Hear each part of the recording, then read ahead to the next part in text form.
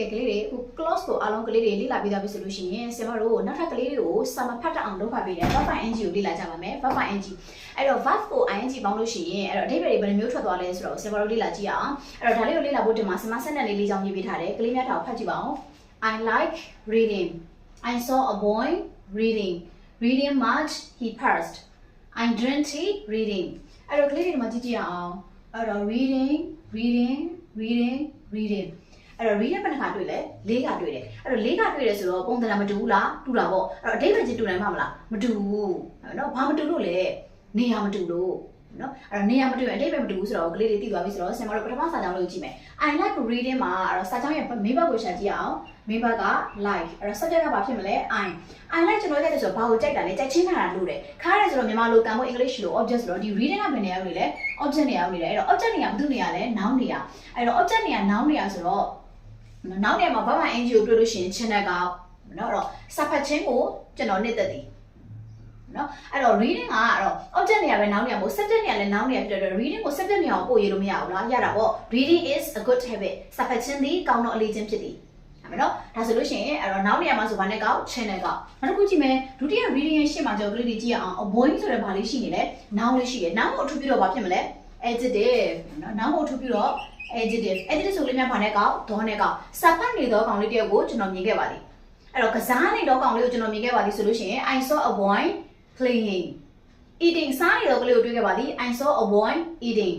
quarreling ရန်ဖြစ်နေသောကလေးကိုကျွန်တော်တွေ့ခဲ့ပါသည်ဆို I saw a boy quarreling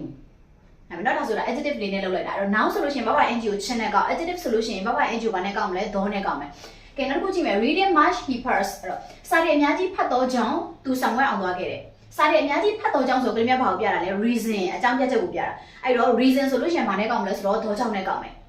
နောက်တစ်ခု I'm 20 reading I'm 20လက်ဖိတ်တောက်တာလဲကျွန်တော်ပဲစာဖတ်တာလဲကျွန်တော်ပဲအဲ့တော့လူတစ်ယောက်ကအဲ့တော့အလုံးနှစ်ခုကိုတကယ်နဲ့လုပ်မယ်အဲ့တော့ကျွန်တော်စာဖတ်လေးရဲ့လက်ဖိတ်တောက်ဒီအဲ့တော့စာဖတ်နေတဲ့လက်ဖိတ်တောက်နေတယ်အဲ့တော့စာဖတ်လေးလက်ဖိတ်တောက်တယ်ဆိုတော့ဘာကိုပြလဲ manner အမူအရာကိုပြတာမလားအဲ့တော့အမူအရာကိုပြတယ်ဆိုလို့ရှိရင်ဆင်မတို့မြန်မာမှာလက်ရက်နဲ့ကောက်တယ်အဲ့တော့ဒီမှာကျွန်တော်စာဖတ်လေးရဲ့အဲ့တော့ကျွန်တော်စာဖတ်လေးရဲ့လက်ဖိတ်တောက်ဒီ I'm 20 readingဒါပေမဲ့စာဖတ်လေးရဲ့လက်ဖက်ရည်တောက်ပြီဆိုတော့ reading ဆိုတဲ့ verb ing ကိုဘာနဲ့ကောက်မလဲဆိုတော့လျက်နဲ့ကောက်တယ်။ကဲဒါဆိုရင် ing ကိုတွေ့အဓိပ္ပာယ်ဘယ်နှမျိုးလဲ၄မျိုးဘာတွေလဲချင်းဒေါကြောင့်လျက်ချင်းလို့ဘာလို့ကောက်တာလဲဆိုတော့ noun မို့လို့နော်ဒေါလို့ဘာလို့ကောက်တာလဲ adjective မို့လို့ဒါဆို verb ing ကိုတွေ့ပြီး noun လည်းမဟုတ်ဘူး adjective လည်းမဟုတ်ဘူးဆိုလို့ရှိရင်ဘာဖြစ်သွားမလဲ adverb ပေါ့ adverb ဆိုလို့ရှိရင်အဓိပ္ပာယ်ဘယ်နှမျိုးထွက်သွားလဲ2မျိုးဘာနဲ့လဲဆိုတော့ဒေါကြောင့်နဲ့လျက်အဲ့တော့ဒေါကြောင့်ဘာလို့ကောက်တာလဲဆိုလို့ရှိရင် reason အကြောင်းပြချက်ကိုပြတယ်အဲ့တော့လျက်မလို့ဘာလို့ကောက်တာလဲဆိုတော့ manner အမူအရာကိုပြတယ်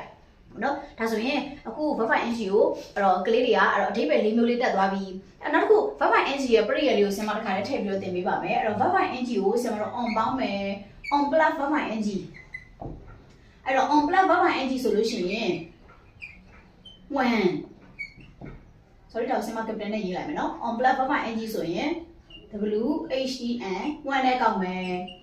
in plus verb ing ကိုတွေ့မယ်ဆိုလို့ရှိရင်ဆင်မတို့ HILEY စင်တွင်နဲ့ဘာသာပြန်မယ်အဲ့တော့ဒါဆိုရင်အဲ့တော့ဒီနှစ်ခုကိုစနက်လေးနဲ့လေ့လာကြည့်မယ် on arriving at Yangon airport ရန်ကုန်လေဆိပ်ကိုရောက်တော့အခါ he met his friend သူတကယ်ချင်းနဲ့သူနဲ့တွေ့သွားတယ်အဲ့ဒါကို on plus verb ing ကိုဆင်မတို့ when နဲ့ကောက်မယ်နောက်တစ်ခု in arriving at Yangon airport ရန်ကုန်လေဆိပ်ကိုရောက်စဉ်တွင် in plus verb ing ကြောင့် when စင်တွင်နဲ့ကောက်မယ် in arriving at Yangon airport he fainted သူတက်သွားခဲ့တယ်အဲ့တော့သူကြောင့်မကောလို့တက်သွားခဲ့တယ်အဲ့တော့ဒါဆို on plus verb ing ဆိုဘာနဲ့ကောက်မလဲ when in plus verb ing ဆိုရင် why ကဲရပြီနော်ဒါဆိုရင် verb ing ကိုတရားစကားနဲ့ဘယ်လိုခေါ်မလဲဆို present participle လို့ခေါ်မယ် verb ing ကိုတရားစကားနဲ့ဘယ်လိုခေါ်မလဲ present participle ပြန်ပြောကြည့်မယ် verb ing ကိုတရားစကားနဲ့ဘယ်လိုခေါ်မလဲဆိုတော့ present participle လို့ခေါ်ပါမယ်ကဲဒါဆိုလို့ရှိရင်အခုကလေးများဒီဗီဒီယိုက verb ing ကိုလေ့လာလို့ပြီးဆုံးသွားပါပြီနောက်ထပ်ဗီဒီယိုမှာပြန်ဆုံပါမယ် bye bye